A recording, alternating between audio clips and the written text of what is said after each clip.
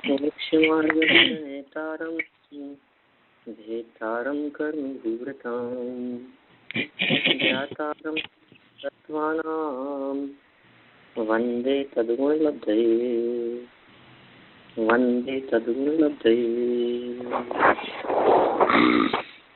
तत्वार्थ सूत्र की तत्वार्थ वार्तिक नामक ये टीका और इसके अंतर्गत दूसरे अध्याय का समापन आज अपना यहाँ होना है।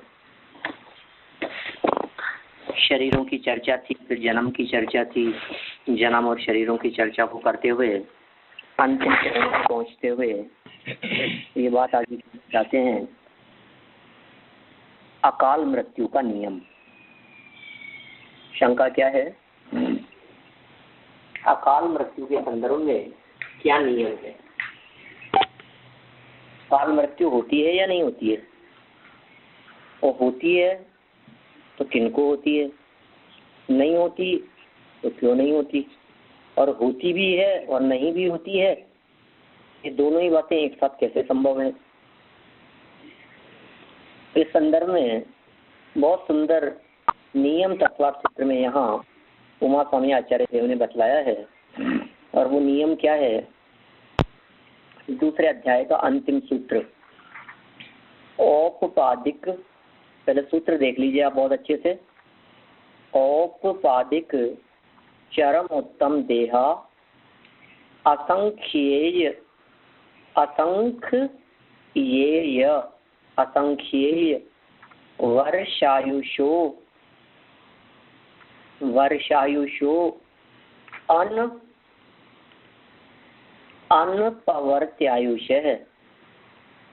अनपवर्त्यायुषः औपपादिक चरमोत्तम देह संख्ये वर्षायुषो अनपवर्त्यायुषः। ठीक है, क्लियर है क्या बात? औपपादिक चरमोत्तम देह असंख्य वर्षायुषो अनपवर्त्यायुषः, मतलब ये बीच में ए है ना, ये आकार की जगह साइलेंट है। ये ए और ओ के परे रहते आकार का लोप हो जाता है।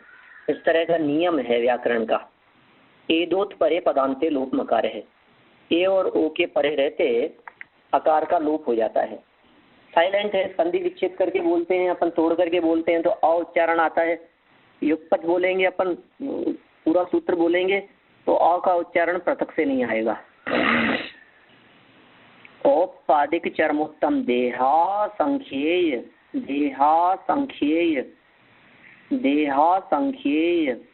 वर्षायुषो न पवर्त्यायुषः वर्षायुषोन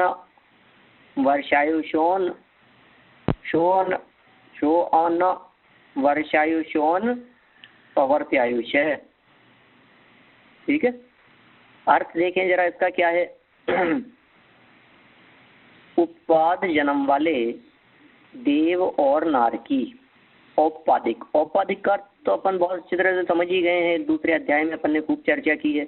उपपाद जन्म जिनका होता है वे सब कहलाते हैं औपपादिक।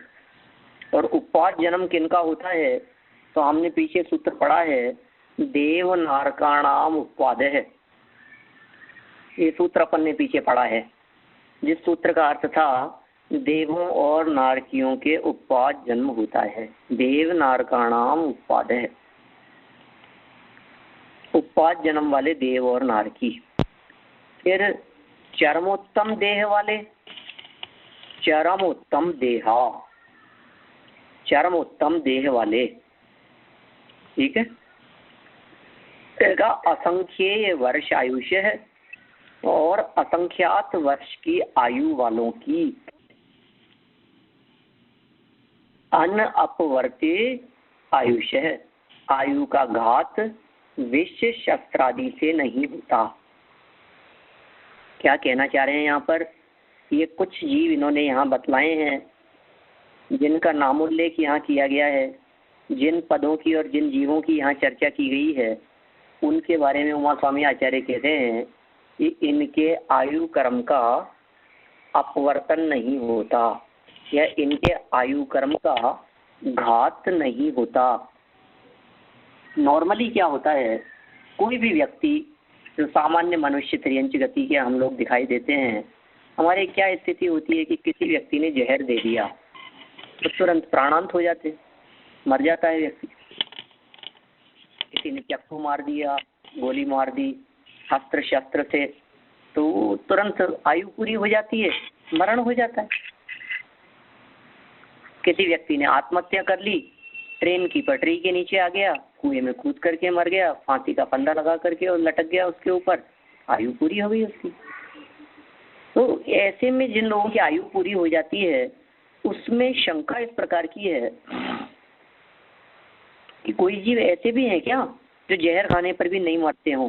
तो होते हैं ना इस तरह के, जिनके पास में आत्महत्या की फैसिलिटी नहीं है, जहाँ हत्याएं और आत्महत्याएं नहीं होती है, जहाँ हत्याओं और आत्महत्याओं से सदा के लिए छुटकारा है। कौन सी ऐसी जगह है? उपवाद जन्म वाले माने देव लोग मानसिक कष्ट और पीड़ा के कारण यदि आत्महत्या करना चाहें तो कर नहीं सकते हैं। नारकी जीव प्रति क्षण इस तरह का अनुभव करते हैं, ये भगवान मर जाए तो अच्छा है, ये भगवान मर क्यों नहीं जाते, अब ये मेरे टुकड़े टुकड़े करेगा तो फिर तो मरण हो जाना चाहिए। नहीं, नहीं होता। देवों के इस प्रकार का मरण नहीं होता, नारकियों के इस प्रकार मरण नहीं हो सकता। चरम उत्तम देह, चरम शरीरी उत्तम देह वाले जो हैं उनके भी आयु कर्म का अपवर्तन नहीं। ये आयु कर्म का अपवर्तन नहीं होता मतलब अकाल मौत नहीं होती। आयु कर्म का अपवर्तन नहीं होता मतलब उनको जहर दे करके नहीं मारा जा सकता। आयु कर्म का अपवर्तन नहीं होता इसका मतलब उनकी हत्याएं नहीं हो सकती। ठीक है ना? जितनी आयु लेकर के आए हैं वो पूरी की पूरी आयु को भी भोगेंगे ही भोगेंगे। इसका नाम है आयु कर्म का अपवर्तन नहीं होना। और असंख्यात वर्ष की जिनकी आयु है, तो असंख्यात वर्षों की आयु किनकी होती है कि मनुष्यों और तिर्यंचों में जो जीव भोग भूमि में पैदा होते हैं उनकी 1 पल्ले, 2 पल्ले और 3 पल्ले की आयु होती है। 1 पल्ले की जिनकी आयु है वे जगन्य भोग भूमि वाले, 2 पल्ले की जिनकी आयु है वे मध्यम भोग भूमि वाले, और 3 पल्ले की जिनकी आयु है वे उत्तम भोग भूमि वाले। ऐसे जीवों के भी जीवन पूरा होने के पहले या समझ लीजिए आयु पूरी होने के पहले उनका भाव नहीं बदलता, पर भाव में गमन नहीं होगा। आयु पूरी भोगनी ही पड़ेगी उनको। जितनी उम्र लेकर के उनका जन्म हुआ है ना, वो पूरी की पूरी उम्र उनको भोगनी ही पड़ती है। ये हुई सूत्र के संदर्भ में चर्चा। माने सूत्र का अर्थ क्या हुआ?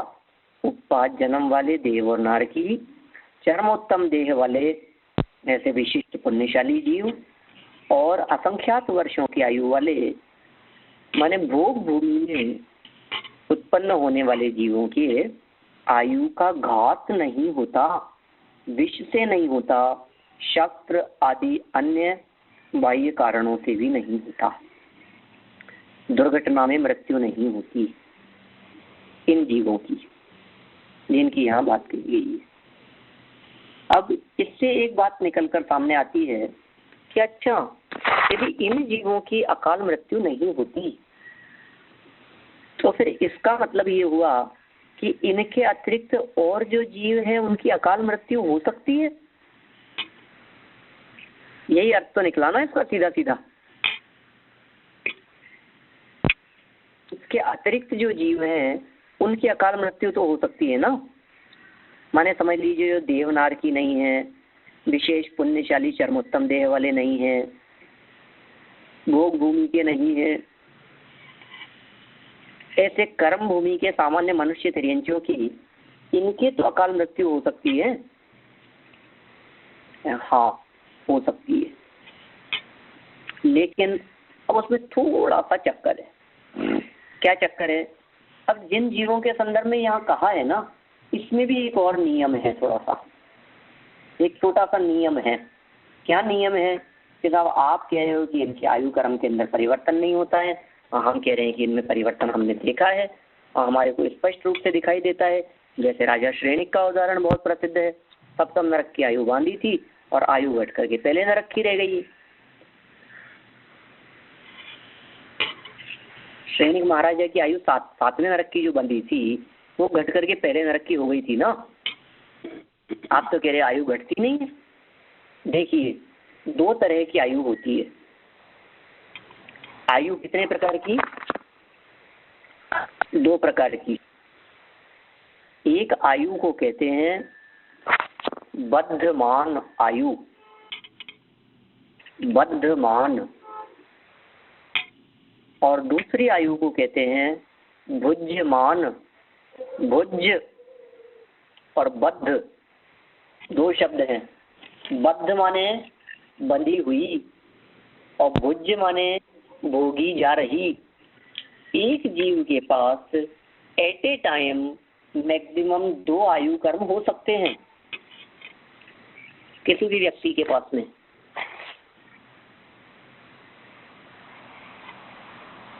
किसी भी गति का हो, मनुष्य हो चाहे तिर्यंच हो, देव हो चाहे नारकी हो, एट ए टाइम किसी भी व्यक्ति के पास में मैक्सिमम कितनी आयु हो सकती है? दो। कौन कौन सी दो आयु होगी? एक वो आयु जिस आयु कर्म को वो भोग रहा है। मान लीजिए कोई मनुष्य गति का जीव है तो मनुष्य आयु वो भोग रहा है, चल रही है, मनुष्य आयु कर्म का उदय चल रहा है, तब तक मनुष्य गति में रहेगा। तो एक आयु तो हुई वर्तमान में भोगी जाने वाली, जिसे कहते हैं भुज्यमान। भुज्य, भुज्यमान, भोगी जाने वाली आयु। दूसरे प्रकार की आयु वो होती है कि जैसे मान लीजिए वर्तमान में हम मनुष्य गति में हैं, एक तो मनुष्य चल रही है। अब मनुष्य के चलते चलते ही अगले भाव में हमारे को जहाँ जाकर के जन्म लेना है वो भी तो यहीं बांधेंगे ना हम। त्रिभाग में जो बंध जाती है वर्तमान में भोगती हुई आयु के बीच में, उसके त्रिभाग में तीसरे भाग में जो हमने नई आयु बंध जाती है उसे कहते हैं हम बद्धमान। बद्ध, बांध ली गई है, अभी पैकेट बंद है, वो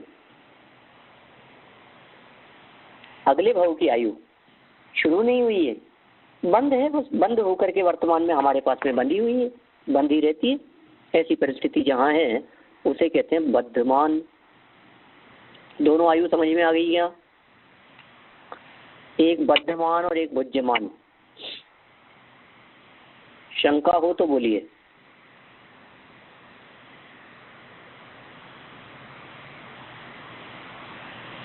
सुन तो रहे हैं ना आप सभी?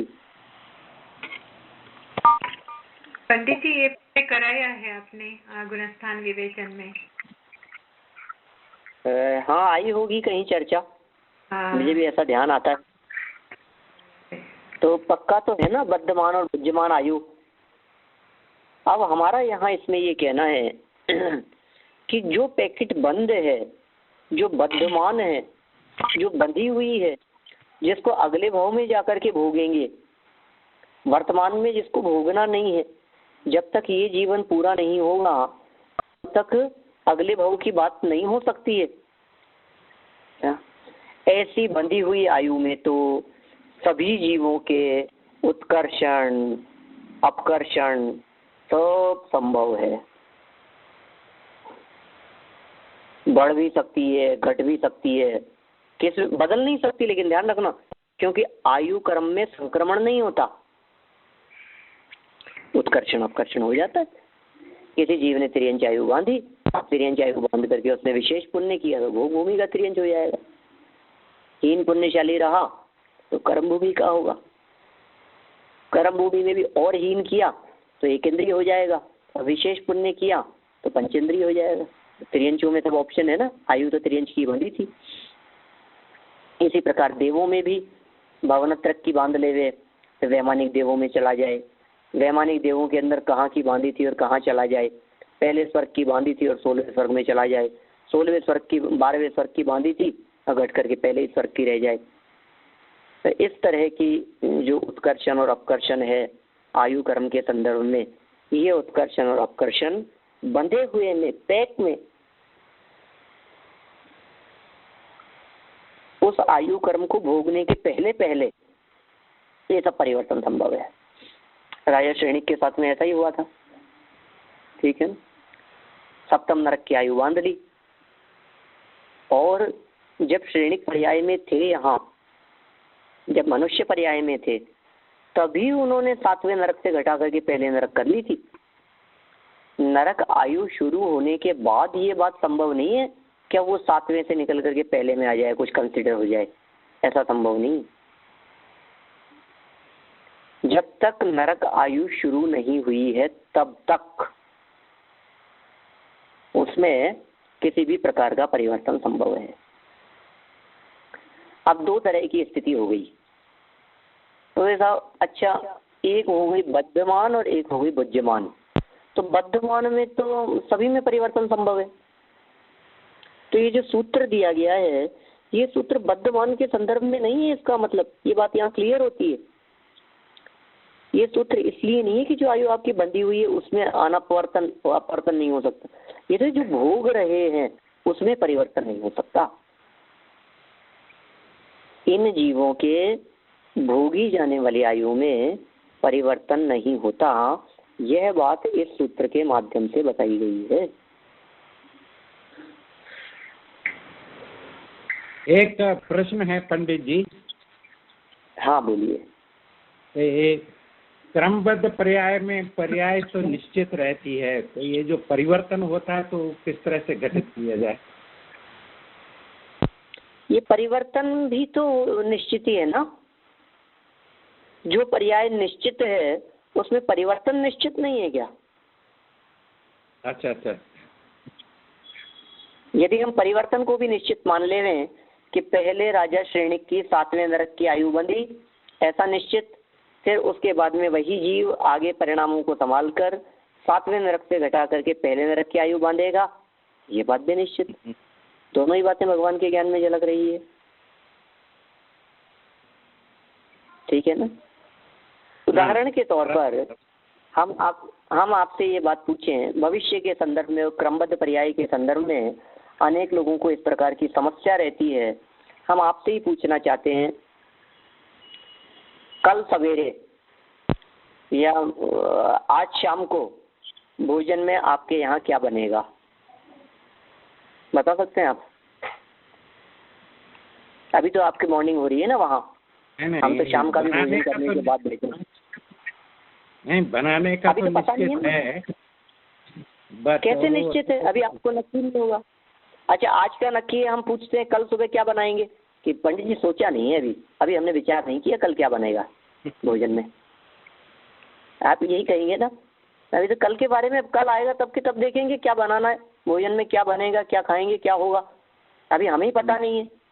हम आपसे पूछ रहे हैं, आपको पता नहीं है, लेकिन भगवान को पता हो सकता है कि नहीं इस चीज के बारे में? केवल ज्ञान है वो, केवल ज्ञान में वो बात पहले से झलक गई।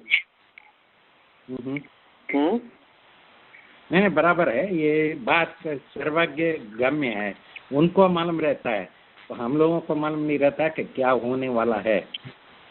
अच्छा, उनको मालूम रहता है, तो आपने नक्की किया, मान लीजिए कुछ भी बनाने के संदर्भ में आपने समझ लीजिए इडली सांभर बनाने का सोचा, नक्की किया आपने, तो सुबह कुछ ऐसा परिवर्तन हो गया, उसके बाद में आपने सोचा कि इडली सांभर नहीं बनाते हैं अपन, तो और कुछ बना लेते हैं, डोसा बना लेते हैं, ठीक है ना, चावल बना लेते हैं, पुलाव बना लेते हैं, बाटी दाल चूरमा बना लेते हैं, कुछ भी सोच लिया आपने।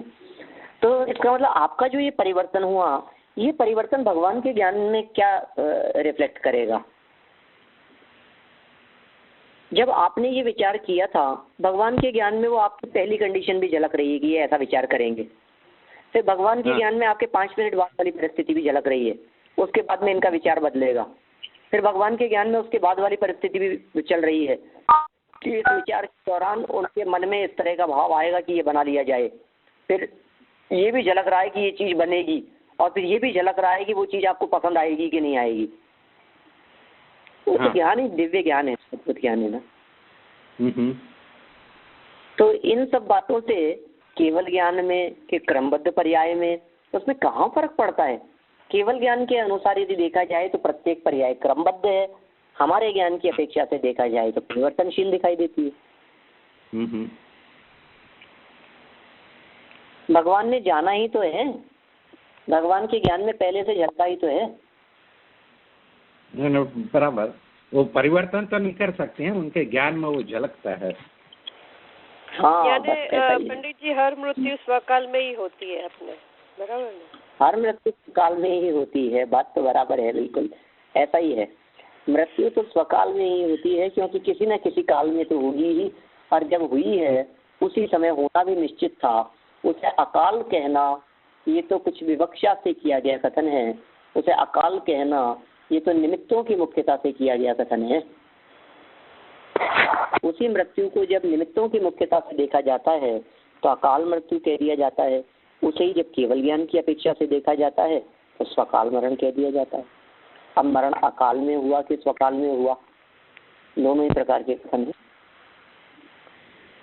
किसी व्यक्ति की मृत्यु 90 वर्ष की उम्र में होती है, 100 वर्ष की उम्र में होती है, तो हम कहते हैं स्वकाल मरण हुआ, अब तो मौत आ ही गई थी, समय आ ही गया था मरने का। और किसी व्यक्ति की मृत्यु 20 वर्ष की उम्र में हो जाती है, हम कहते हैं अरे भाई ये क्या हुआ, वो तो साहब दुर्घटना हो गई, नहीं तो अभी कौन सा ये कोई मरने का समय थोड़ी ना था, अभी कोई तो अकाल मरण हो गया इनका।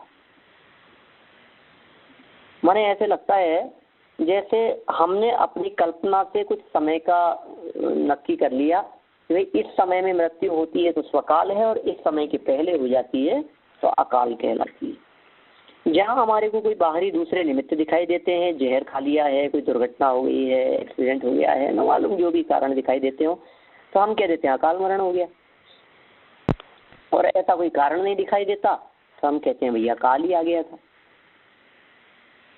काल और अकाल के संदर्भ में जो आप क्रमबद्ध पर्याय की चर्चा कर रहे हैं, क्रमबद्ध पर्याय नामक पुस्तक में ही डॉक्टर भारल साहब ने इस प्रकरण का बहुत अच्छा सुंदर खुलासा किया है, इसी सूत्र को आधार बनाकर अकाल मृत्यु के संदर्भ में।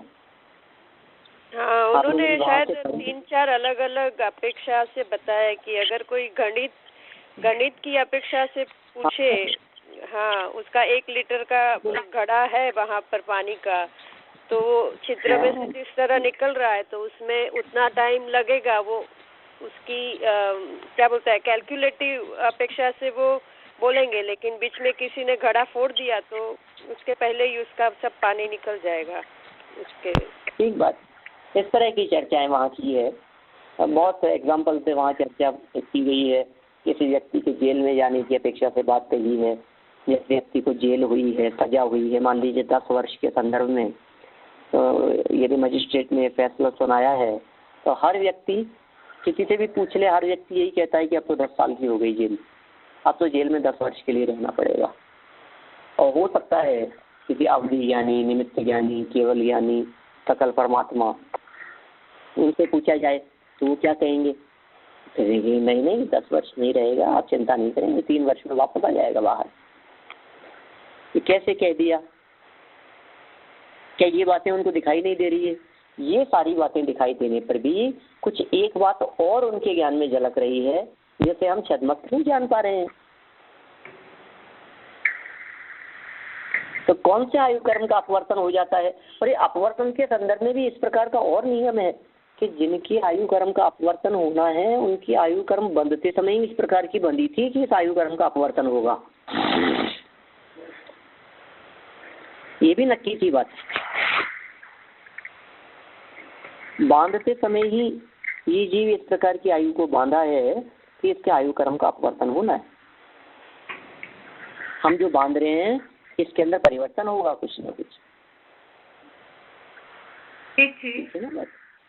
हाँ पंडित जी, एक क्वेश्चन है कि जो आयु बंध्यमान है तो अभी बुद्धिमान आयु में क्या उस परिणाम कुछ दिखाई देता है? क्योंकि आयु होने को आ रही है और बुद्धिमान जो बंध्यमान आयु है उस वो जहाँ जाने वाला है उसका परिणाम ये आयु में दिखाई देता है, जो लक्षण दिखाई देते हैं कि ये उस आयु कर्म का उदय तो विग्रह गति में ही प्रारंभ होगा, इसलिए उस आयु कर्म का उदय तो नहीं कह सकते, लेकिन कुछ न कुछ जो जहाँ जाने वाले होते हैं वहाँ के हिसाब से उनकी तैयारी देखी जाती है। कुछ परिणाम कदाचित अब कोई विशेष ज्ञानी हो वे पकड़ पाए तो पकड़ पाए, नहीं तो हर व्यक्ति के बस की बात तो नहीं है कि वो उस चीज को पकड़ सके। हमें क्या पता लगता है?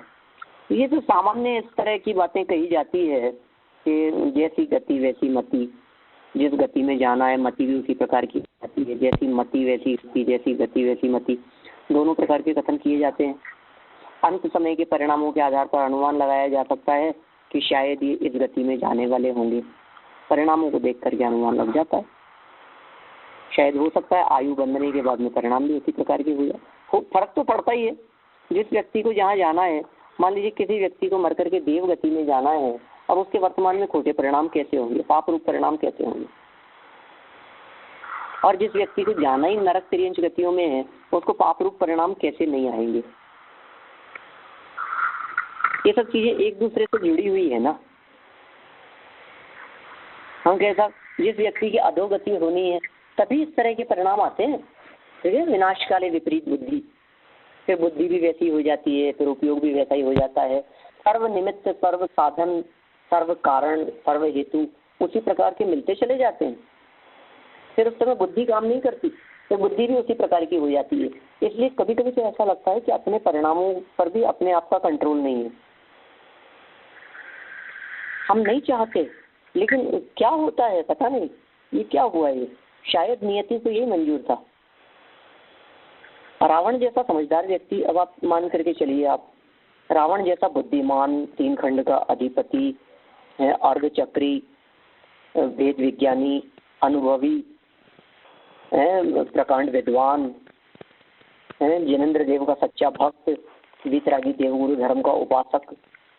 आप सोचिए जरा उसकी क्या, बस उसकी अधोगति होनी थी, उसका होनहार खोटी थी, इसलिए इसी तरह का परिणाम आया उससे। इसमें किसकी चल सकती है? तो जिसकी जैसी, कभी कभी क्या होता है, अनेक प्रकार के निमित्त बनते हैं, अनेक प्रकार के कारण दिखाई देते हैं बाहर में, और बिल्कुल प्रकट दिखाई देता है, लेकिन फिर भी उसके बावजूद भी व्यक्ति उसी दिशा में बढ़ता चाहता है। पता नहीं क्या है स्थिति। ये बड़ी विचित्र स्थिति दिखती है। कर्म के उदय जन्य दशा दिखाई देती है, और औदैहिक भाव भी तो आखिर उदय जन्य ही है ना। और औदैहिक भाव और वर्तमान का उदय, हम उदय को तो समझ लेते हैं, परिस्थितियों को तो समझ लेते हैं, वो तो कर्म सापेक्ष है, और औदैहिक भाव आखिर वे कर्म सापेक्ष नहीं है क्या?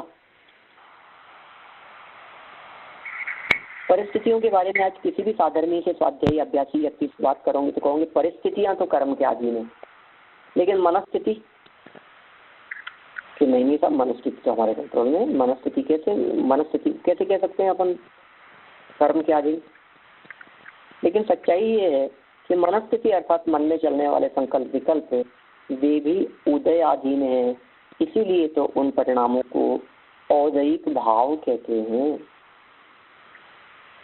उन्हें औदैहिक क्यों कहते हैं ये बताइए?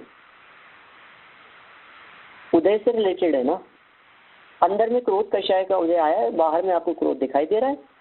किसी व्यक्ति का क्रोध रूप परिणाम, मान रूप परिणाम, मायाचार रूप परिणाम, छल कपट रूप परिणाम, हास्य रति अरति रूप परिणाम, वेद रूप परिणाम, स्त्री वेद पुरुष वेद नपुंसक वेद रूप परिणाम, ठीक है ना। जो भी उसका परिणाम वर्तमान में दिखाई दे रहा है, हम आपसे पूछ रहे हैं उस वर्तमान परिणाम के पीछे अंदर में तत्संबंधी कर्म का, चारित्र मोहनी कर्म का उदय है या नहीं है? तो औदैहिक भाव स्वतंत्र कहाँ रहे? औदैहिक भाव तो उदयाधीन दिखाई देते हैं। हाँ, अब इसमें भी, अब बात इसमें एक ऐसी लागू होगी कि ये जो परिणाम हो रहे हैं, इन परिणामों के अंदर अभी स्वतंत्रता क्या है कि ऐसा औदैहिक दशा दिखाई देने पर भी, उदयजन्य ऐसी दशा दिखाई देने पर भी अपने पुरुषार्थ के बल पर ये उस तरह के परिणाम न करे। इसने खोटे परिणाम किए, हमने कह दिया अंदर में ऐसा उदय था। इसने गुस्सा किया, हमने कहा क्रोध कर्म प्रकृति का उदय चल रहा था। हमने कहा इसने गुस्सा नहीं किया ऐसी परिस्थिति बनने पर भी, इसका मतलब अंदर में चारित्र मोहनी क्रोध कर्म का उदय तो आया था। लेकिन चारित्र मोहनी क्रोध कर्म का उदय आने पर भी क्रोध से प्रभावित नहीं हुआ, क्रोध से विचलित नहीं हुआ।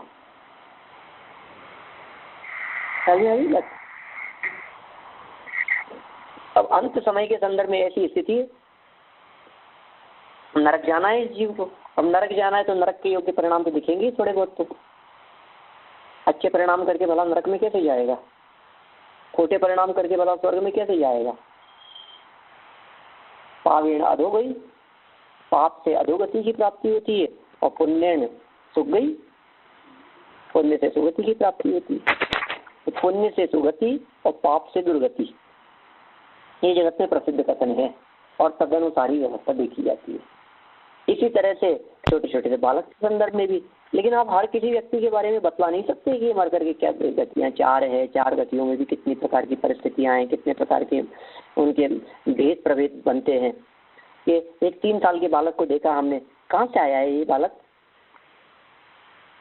अब देखो, आपको अच्छा लगता है तो आप कह सकते हो देवगति से आया है, बुरा लगता है, कलह दिखाई देती है उसके व्यवहार में, आप कह सकते हो नरक से आया है, पेरेंट्स से आया है। नरक पेरेंट्स से आया है, इसलिए वो संस्कार अभी भी छूटते नहीं, वैसे ही संस्कार दिखाई देते हैं।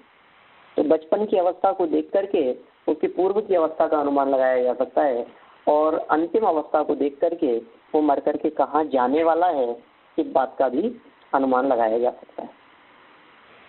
ठीक है, अनुमान मात्र है ये इससे कुछ नहीं कहा जा सकता। कोई नरक थोड़ी ना दिखेगा, देवगति थोड़ी ना दिखेगी यहाँ पर, न देवगति दिखने वाली है, न नरक अवस्था दिखने वाली है, तो क्या दिखेगा?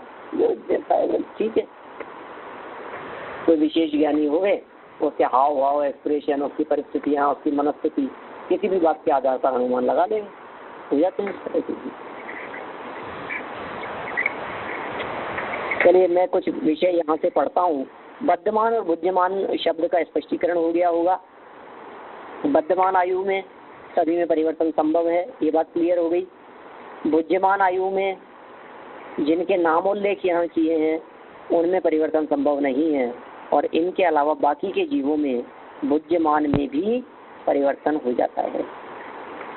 उदाहरण के तौर पर इसके लिए बंद पैकेट और खुले पैकेट का उदाहरण देकर के इस बात को बहुत सुंदर ढंग से वहाँ समझाया है वहीं क्रमबद्ध पर्याय में।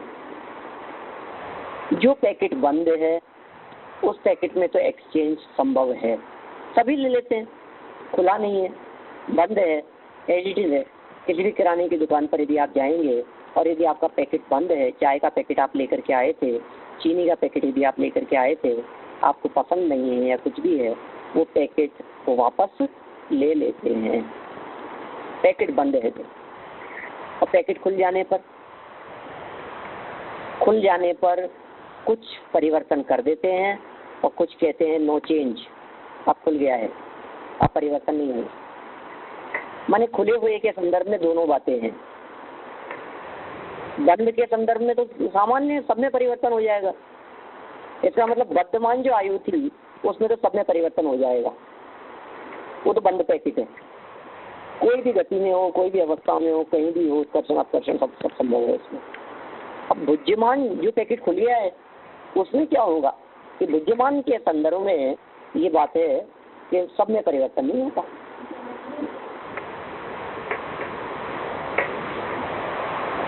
बुद्धिमान के संदर्भ में क्या होगा बतलाओ कि जिनकी बात कही गई है उनका अपवर्तन नहीं होता और बाकी का अपवर्तन बुद्धिमान में भी हो जाता है। जिस आयु को हम वर्तमान में भोग रहे हैं उस आयु में भी परिवर्तन संभव है, हो जाता है ना। कोई व्यक्ति अकाल मरण का सहारा लेकर के क्रमबद्ध पर्याय की बात कह करके, ऐसा मानिए कोई कहे कि साहब क्रमबद्ध पर्याय को मानता हूँ मैं, तो जहर खिला दो मेरे को तो भी नहीं मरूंगा, अब कैसा बात कर रहा है। कोई व्यक्ति ये कहे कि देखो 3 मंजिल ऊपर से कूद जाता हूँ मैं, नहीं मरूंगा, कैसे नहीं मरेगा भैया, क्या बात कर रहा है कि नहीं मेरे को पूरा क्रमबद्ध पर्याय पे भरोसा है। अरे तेरी मौत आ गई है, मरण काल निकट आ गया है, आयु समाप्त होने का काल आ गया है, इसलिए तुझे इस प्रकार के परिणाम आते। ख्याल में आ रही है बात? इस तरह के परिणाम क्यों आ रहे हैं तुझे? इसी तरह के परिणाम आते हैं, बुद्धि भी वैसी हो जाती है। रावण को सीता हरण करने का परिणाम आया, प्रसंग कितना सा था, शूर्पणखा की नाक हर ली थी, इतना सा प्रसंग था, आ गया परिणाम। क्या करें, वही दिखने लगता है। उसको सही समझ जो है उस समझ के ऊपर वो अज्ञान हावी हो जाता है। समझता भी है, समझ रूप बात भी आती है, समझ रूप विकल्प भी आते हैं, और फिर समझ रूप विकल्पों के ऊपर क्या हावी हो जाता है? मोह हावी हो जाता है, राग हावी हो जाता है, मिथ्यात्व हावी हो जाता है, विकार हावी हो जाता है। ऐसा ही हो जाता है। सावधान रहने की जरूरत। देखिए आप, मैं इस विषय को थोड़ा सा यहाँ अकलंकाचार्य के शब्दों में पढ़ना चाहता हूँ।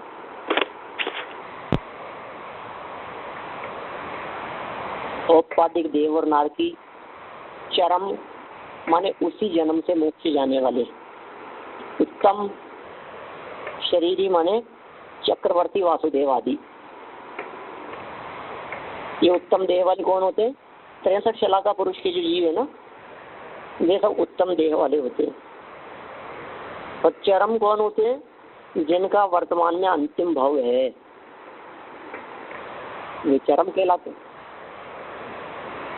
असंख्य वर्षायुष पल्ले प्रमाण आयु वाले उत्तर कुरु आदि के जीव, वही भोग भूमि वाले। अपवर्त विश्व शास्त्र आदि के निमित्त से आयु के ह्रास को अपवर्त कहते हैं। प्रश्न उठाया यहाँ, उत्तम देह वाले भी अंतिम चक्रवर्ती ब्रह्मदत्त और कृष्ण वासुदेव तथा और भी ऐसे लोगों की अकाल मृत्यु सुनी जाती है, अतः यह लक्षण ही अव्यापी है। वे उत्तम देह वाले हैं लोग, श्री कृष्ण की सबको पता है, एक तीर के लगत कृष्ण की विनश गई काया। एक तीर लगने मात्र से श्री कृष्ण की काया विनश गई, विनाश को प्राप्त हो गई, मौत आ गई। तो हो ही गई थी ना आखिर अकाल मृत्यु। तो आप कैसे कहते हो कि उत्तम देह वालों के मरण नहीं होगा? देखिए, चरम शब्द उत्तम का विशेषण है। बहुत गजब जवाब दिया है इन्होंने। हमेशा जब जब ऐसी चर्चा चलती है तो मैं हमेशा ये स्पष्टीकरण करता हूँ अकल सेवाचार्य वाला। चरम शब्द उत्तम का विशेषण है, अर्थात अंतिम उत्तम देह वालों की अकाल मृत्यु नहीं होती। चरम उत्तम है ना, चरम उत्तम देहा, उत्तम शरीर वालों के साथ साथ में यदि वे चरम शरीरी भी होंगे तब जो चरम शरीरी हैं वे उत्तम देह वाले भी होंगे तो अकाल मृत्यु नहीं होती। समझ आ गई बात? यदि केवल उत्तम देह पद देते तो पूर्वोक्त दोष बना रहता है। यदि केवल चरम देह पद देने से कार्य चल जाता है, फिर भी उस चरम देह की सर्वोत्कृष्टता बताने के लिए उत्तम विशेषण दिया है। कहीं चरम देहा यह पाठ भी देखा जाता है, इनकी अकाल मृत्यु कभी नहीं होती। हो गई बात? हाँ जी, जैसे भरत चक्रवर्ती वो उत्तम देह वाले भी थे और वही मोक्ष वाले थे, तो चरम भी थे।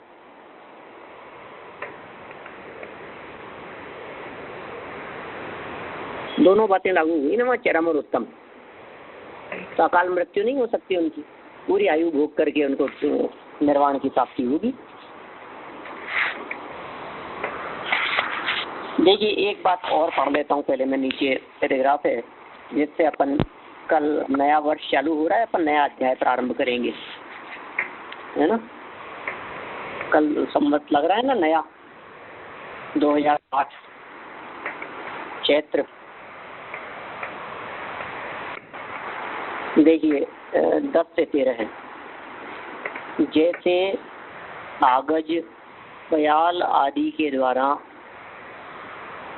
आम आदि को समय से पहले ही पका दिया जाता है,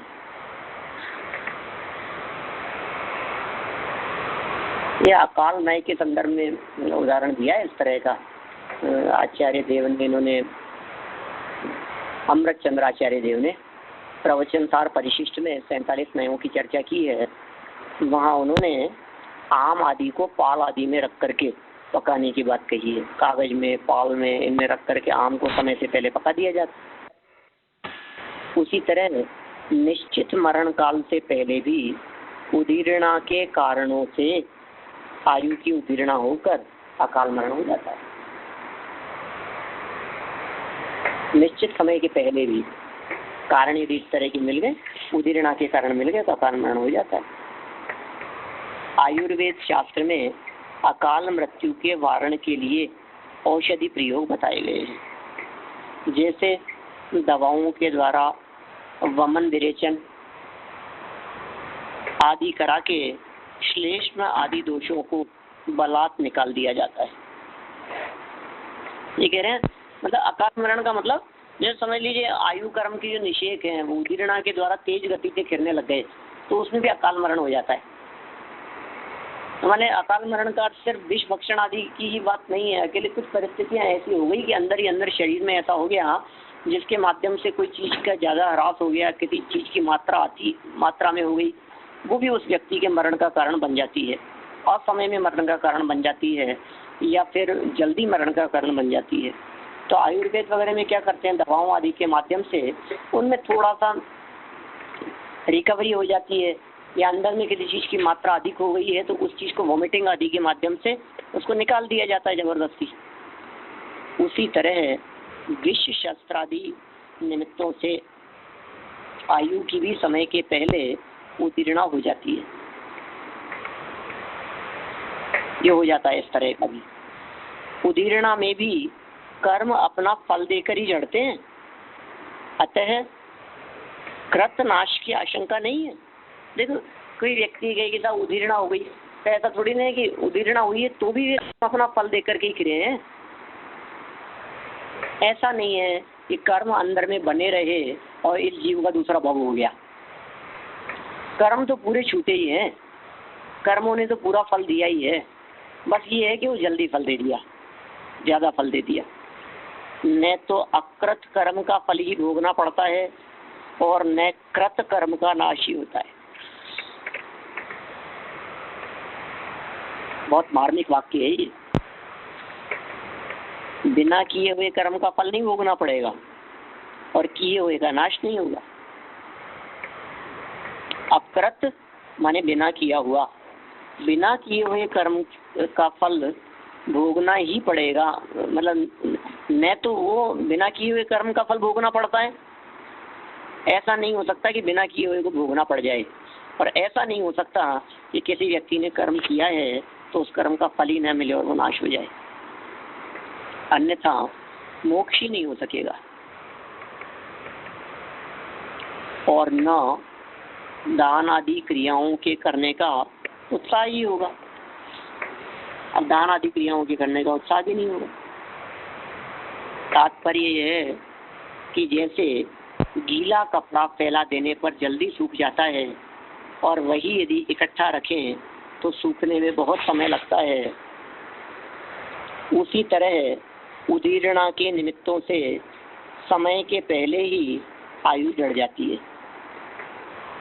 बस इसी का नाम यही अकाल मृत्यु है, इसे ही अकाल मृत्यु कहते हैं। समय से पहले आयु छिड़ गई है। हाँ, में जो सोपक्रम और निरुपक्रम आता है वही उदीर्णा, वो उसको भी ऐसा ही समझना। हाँ समझ लीजिए, उपक्रम सहित जिन कर्मों की निर्जरा हुई है वो सोपक्रम में, उदीर्णा विशेष के माध्यम से सोपक्रम आयु, और निरुपक्रम आयु के अंदर तो निमित्तों की मुख्यता नहीं होती है। ऐसा है। अच्छा, बंधते समय ही ये बात नक्की होती है कि आयु सोपक्रम है कि निरुपक्रम है। इस आयु कर्म में ऐसी उदीर्णा की परिस्थिति बनेगी कि नहीं बनेगी, ये बनते समय नक्की होता है। अच्छा। इसमें एक विशेषण जो चरमोत्तम आया था ना, उसके संदर्भ में भी मेरे को आपको एक बात कहनी है। अभी हमने यहाँ एक बात देखी कि उत्तम देह वाला होवे लेकिन चरम शरीरी ना होवे, उसके आयु कर्म का अपवर्तन हो जाता है। श्री कृष्ण उदाहरण दिया, उत्तम देह वाले हैं लेकिन चरम शरीरी नहीं है। एक दूसरा एग्जाम्पल, कोई जीव चरम शरीरी होवे और उत्तम देह ना होवे, क्या कहा? हम शरीरी तो हो उसी भाव से मोक्ष जाने वाला, तो लेकिन उत्तम देह वाला न हो, उस जीव के भी आयु कर्म का अपवर्तन हो जाता है। जैसे गज कुमार मुनिराज उसी भाव से मोक्ष जाने वाले तो थे, ठीक है ना। इसका मतलब चरम शरीरी तो थे लेकिन उत्तम देह वाले नहीं थे। खोपड़ी सारी जल करके खाक हो गई, सर बचा ही नहीं। आयु कर्म के निषेध फटाफट निर्जरित हुए और उन्हें केवल ज्ञान की प्राप्ति हुई। तो फिर किसके आयु कर्म का अपवर्तन नहीं होगा? जो चरम शरीर के साथ साथ में उत्तम देह वाले हो, जो उत्तम देह वाले के साथ में चरम शरीरी हो। ये दोनों बातें विशेषण विशेष्य के रूप में जिस एक ही व्यक्ति में पाई जाएंगी, उस व्यक्ति के आयु कर्म का अपवर्तन नहीं होता। इस तरह से औपाधिक चरमोत्तम देह असंख्य विषय पवर्चा विषय है। इस सूत्र की अपनी चर्चा यहाँ पूर्ण होती है। इस तरह द्वितीय अध्याय समाप्त। इस तरह अपन ने यहाँ दूसरे अध्याय की चर्चा पूर्ण की है। कल से तीसरे अध्याय के संदर्भ में अपन चर्चा को आगे बढ़ाएंगे। और ये तीसरा अध्याय है, इस तीसरे अध्याय में थोड़ा सा भूगोल का विषय है, रचनात्मक विषय है। मैं कोशिश करूँगा कि सामने न बैठे हुए आप लोगों को भी इस विषय को समझाने में सफल हो सकूं, क्योंकि ये विषय ऐसे हैं जिनको एक एक बात को चित्र बना करके, डायग्राम बना करके, जैसे द्वीपों की चर्चा चलेगी, नदियों की चर्चा चलेगी, पर्वत है उनके ऊपर, तो ये सब कैसे होगा, कोशिश करेंगे अपन क्या हो सकता है उसके संदर्भ में। अभी की बात को यही विराम देता हूँ। शेष कल जनवाणी स्तुति। जावाणी के ज्ञान से तुझे लोकालोक, हो वाणी मस्तक नमो, सदा देत हूँ धूप, सदा देत हूँ धूप।